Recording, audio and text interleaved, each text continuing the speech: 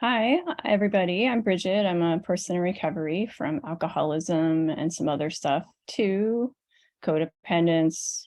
I qualify for SLAA, and I have food issues, so it's a whole variety of things. But what it boils down to is I like to escape discomfort, and that's something that's always been the case for me. When I was a child, I I found escape through television. I was a couch potato, and through music, and I was a daydreamer. On one of my grade school report cards, my teacher said that I daydream a lot, which I don't think is necessarily a bad thing. Um, but yeah, I was all about escape, and I'm pretty sure that has to do with the fact that I uh, witnessed my mother and my aunt, both one after the other, have a serious terminal illness and eventually die from that terminal illness, cancer. And I, as a child, I kind of was a germaphobe. And that's when kind of OCD started creeping in too. Uh, I would alleviate my anxiety by using certain dishes and certain silverware. And my grandmother was very accommodating. That's who raised me. And yeah, and my cousin lived with us too. So it was a kind of unusual family. My parents divorced when I was 2, so I didn't really have much of a relationship with my father, except that at a certain point he would start calling every weekend, and I was expected to talk to him. And later I found out it was because my grandmother was worried that after my mom died, my grandmother became my guardian. And she was kind of, I think, worried that he was going to stir up trouble if she didn't like play along with him.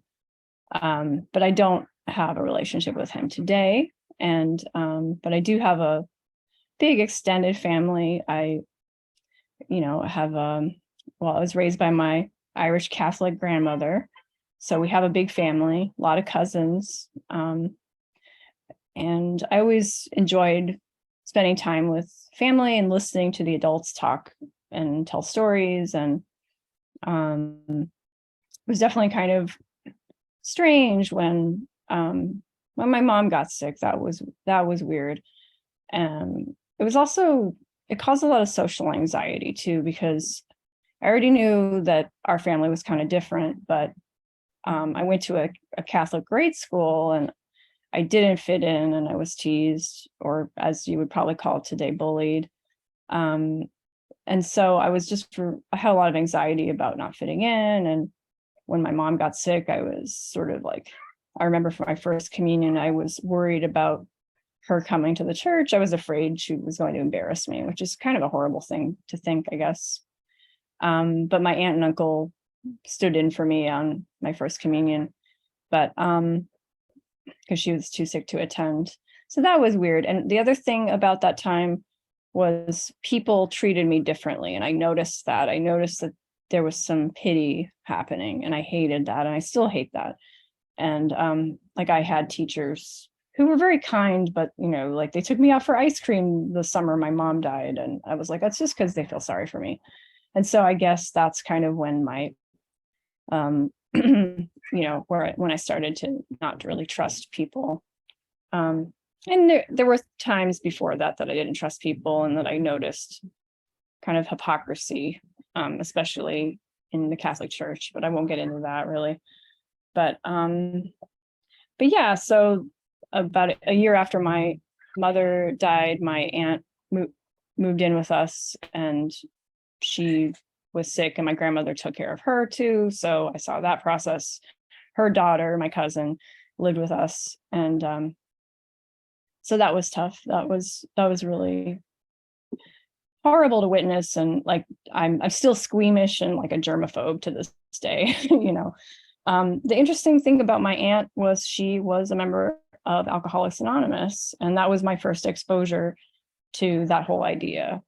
In fact, I remember she died around Christmas of 1989, and she gave my cousin a bunch of books for Christmas, or, like had left them for her. And I looked at them and I was like, these are such weird books. And now looking back on it, I know that they were recovery literature. So anyway, so I was aware of that. I also have an uncle who is an alcoholic, recovered alcoholic. And I think he did do some AA, but I think he mostly just kind of does his own thing, and it's fine.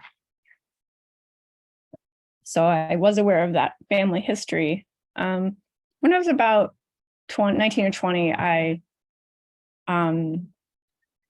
started becoming, well, actually at a younger age, I became fascinated with eating disorders, but around 1920 is when I started kind of controlling my food intake, and I was what you would call eating disorder, not otherwise specified. So I didn't really commit to anything. I guess I've always been afraid of commitment, but so yeah, but I got down to kind of a scary weight, but I didn't have to get treatment or anything for it. I had a best friend and my boyfriend at the time who confronted me about it, and I didn't want to lose them or lose their friendship. So I actually stopped. So that qualifies me, I guess, as a codependent, but I did stop. But the problem was, how do I relieve the anxiety? And that's when I had really terrible OCD, like for the first time in my life, where it was really affecting work. I started doing all these rituals. And sometime after that, it was all based in hypochondria. It was all based in, like, if I don't do this, I'm going to die of a terminal illness. I wonder why I thought that.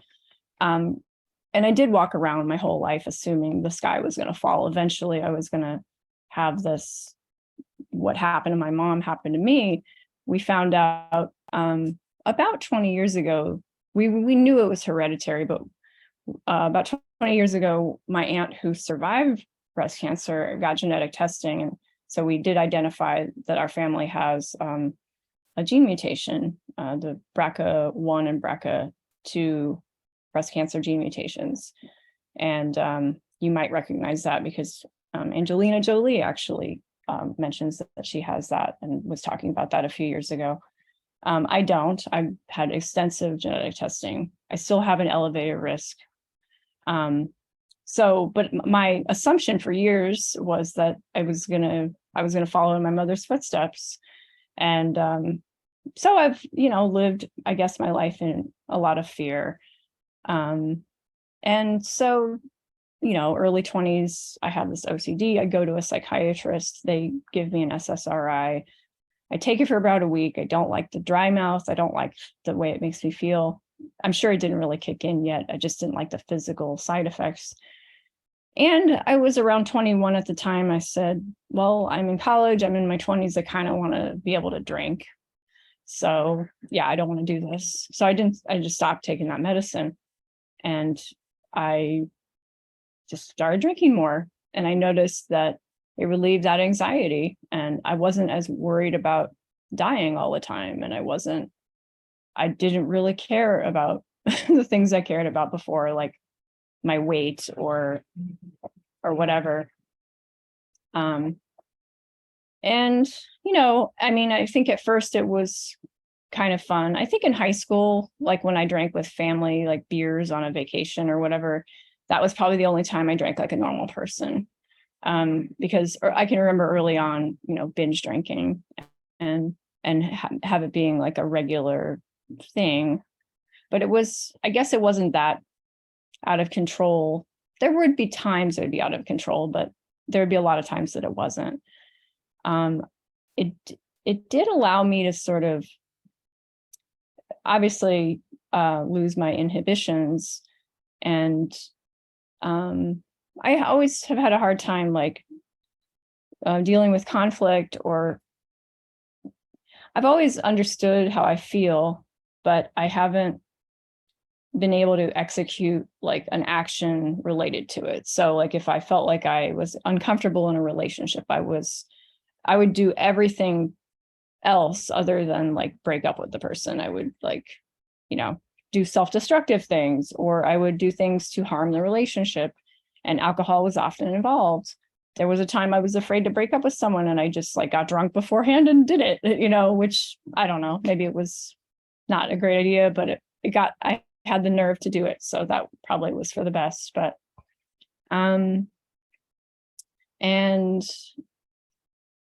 but it would cause other problems where I'm right now, I am sort of looking at emotional sobriety. I'm looking at my relationship with money and things like that. So I'm almost, let's see, I'm like 30 or 35 months or something, I think, at this point, without having a drink. And so all these other things are kind of popping up. I've never been particularly mature about relationships. I've always sort of,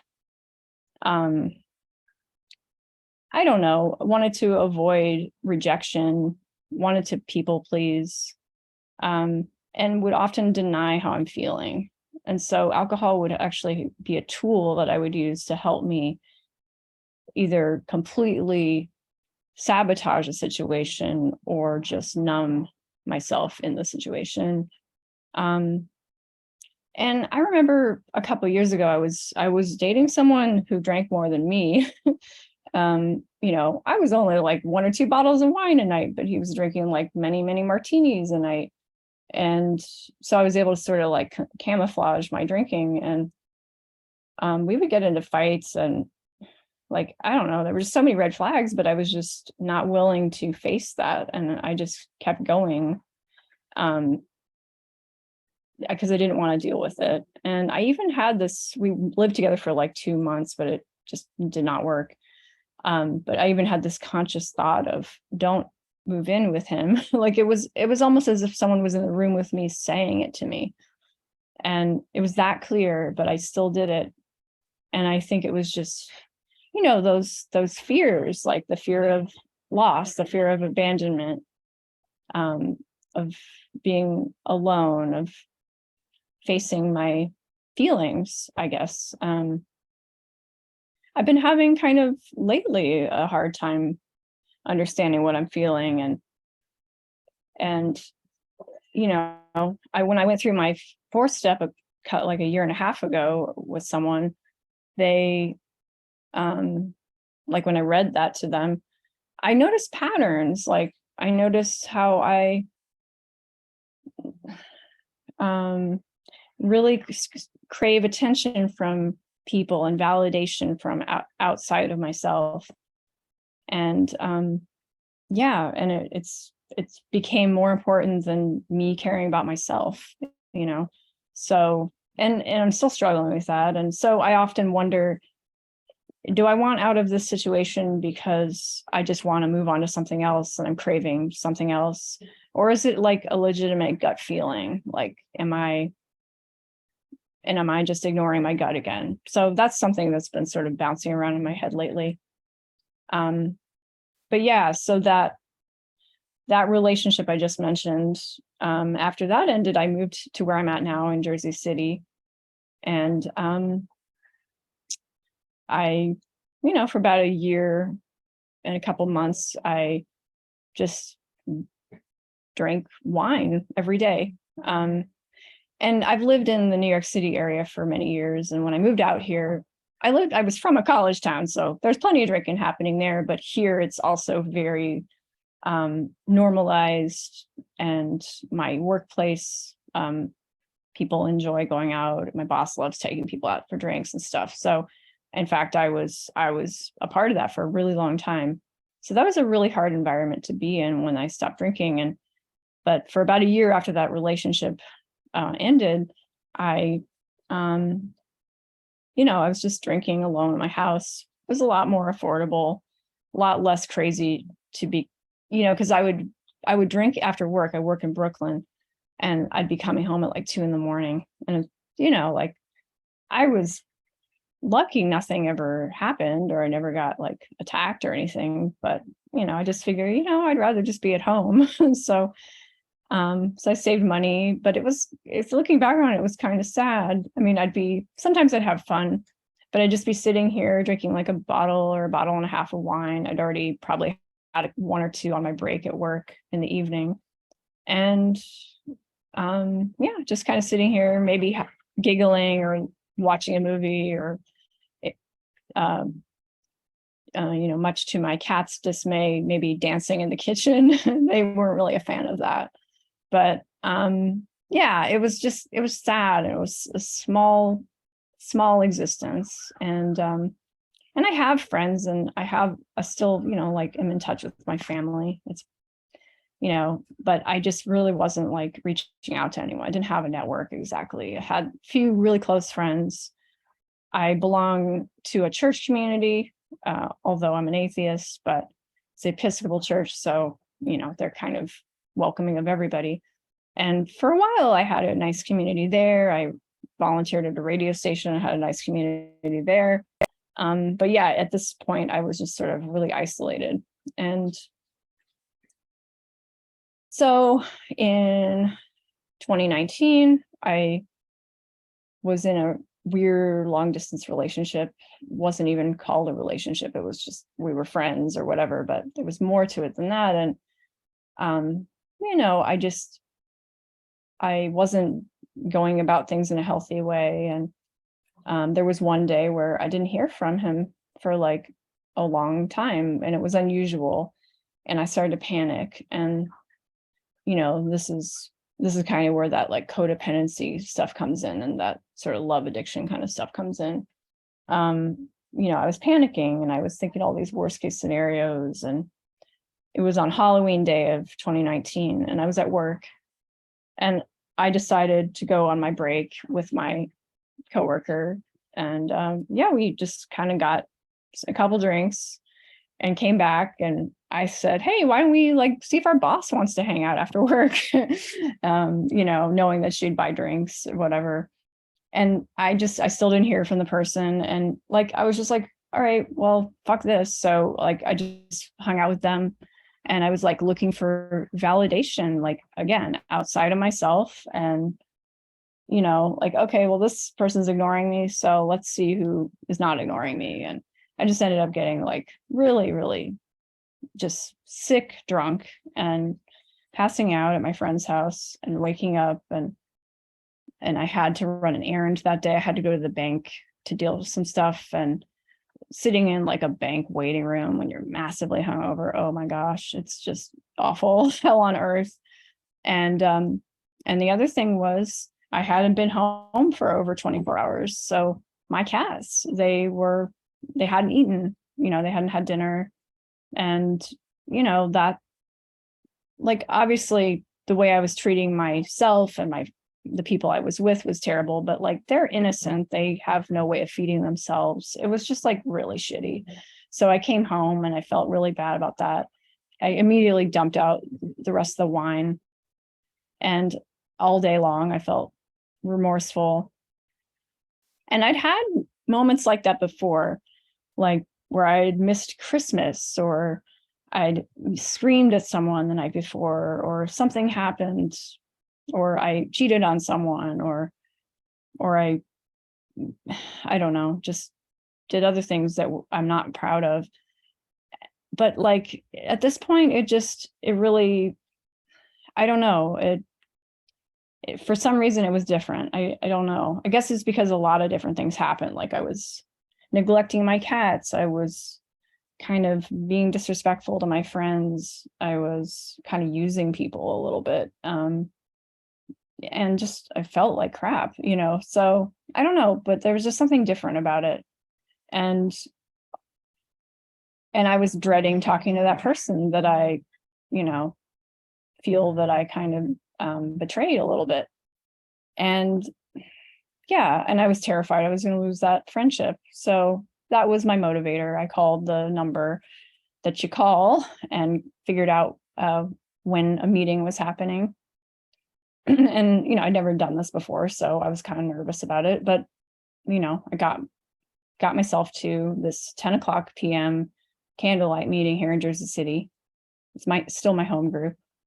And yeah, like I got there a little late, thankfully. I think it was already dark in the room because the other thing was I'd started getting physical, like I was noticing like physical effects from drinking, like I injuring myself, and that gets to kind of a scarier place because like I bumped my head, and about a week before I went to my first meeting, I wasn't drunk, but I was really angry. And I was like, I just want to get home and drink my wine. And I like slid on a New York City sidewalk and I slammed right on my elbow. I saved the bottle of wine though, but I really messed up my elbow. It was terrible. And so I was having like physical problems. So anyway, I went to this meeting. I had a bruise on my face, so I was thankful that it was dark, and it was a mess. And a woman said, I was afraid my feelings were going to kill me, and that's exactly how I felt. And in fact, I still feel that way sometimes. When I get disappointed, I really, it just gets a grip on me, and I can't handle it sometimes. This weekend actually, a lot of things were happening. The number one thing was I didn't get enough sleep. But I've been having one of my cats has been sick. He's good now, but it was really scary there for a second, and I wasn't getting enough sleep. And, when you have to take your cat to the vet, all of a sudden there's like a financial concern, and all these things were coming together. And I was kind of getting some unsolicited advice from someone in the program, but it's someone who's really close to me.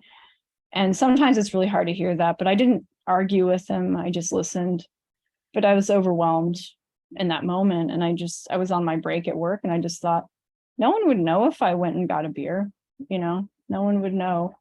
So I thought about that for a little bit, and then I took a walk, and then I went back to work. I didn't drink, but I still am capable of like going there, so that's why, I'm so glad I found that home group. And obviously the pandemic happened, and I started doing Zoom.